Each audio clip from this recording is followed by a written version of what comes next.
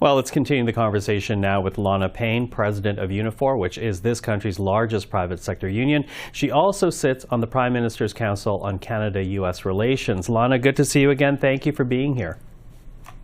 Thanks for having me, Michael. Now, listen, we're in the midst of this 30-day pause, and from what I've read, you don't think Canadians should be taking their foot off the pedal because you, in a statement, essentially said that Donald Trump has declared an economic war in Canada and that there's no turning back. Are you being too inflammatory here?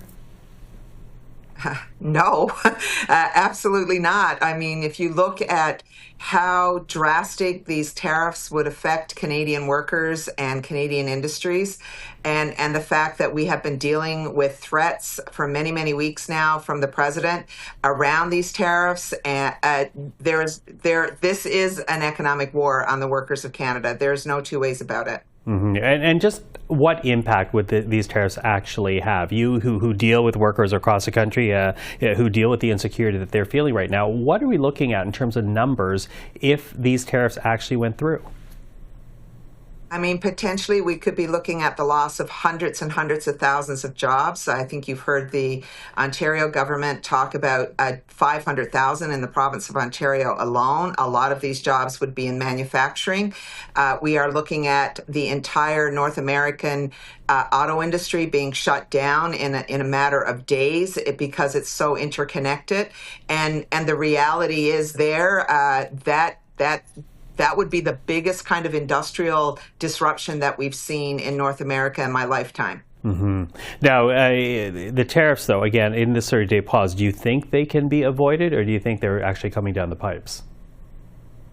I think the challenge we have right now is that the list of demands and concessions, if I can call them that, from the president continue to grow. The goalposts change, which means that Canada has to get its own economic house in order. It means there's no turning back here now. We can't trust trade agreements with the United States. We've had a trade agreement that this president negotiated. That is the one he's basically tearing up with the threat of these tariffs. And we also have to be concerned about that the continued threat of tariffs has an impact on investment in our country. It continues to create instability, and instability leads to economic crisis. Mm-hmm. So a chill effect, as you described there. So how do you respond to that? I know you talk about building stronger, building more resiliency, diversifying the economy, but specifically, what form does that take? Well, there are a number of things that Canada can do right now, including looking at the industries where we are strong, putting in place strong industrial plans around those industries, supporting the industries who will be impacted by a potential trade war, and looking at new trading partners, but also using the levers that we have. We spend billions and billions of dollars a year in our country on procurement. It's time that we use that money to put Canadians to work and to build the things that we know we can build here in Canada, whether it's transit, whether it's ships, whether it's planes, all of the things that we know Canadians are capable of building with the skills that they have. Mm-hmm. You know, I wonder then what message you have for Canadian workers, because whether these tariffs come down or this country changes direction to look for greater diversification, as you say, it seems that we can't avoid economic pain. So what is your message to Canadians right now?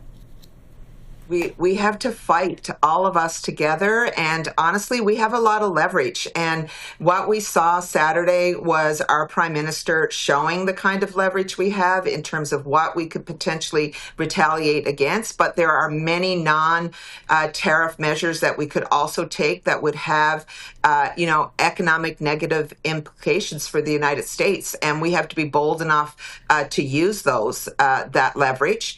And I believe in the end, eventually, we can get to a point where this goes to a negotiating table. We work out a trade agreement, but at the same time, we carry on with a reset in our country of building a stronger, more resilient Canadian economy. So a two-pronged attack, if you will. Listen, Lana Payne, I appreciate the time this evening. Thank you for that.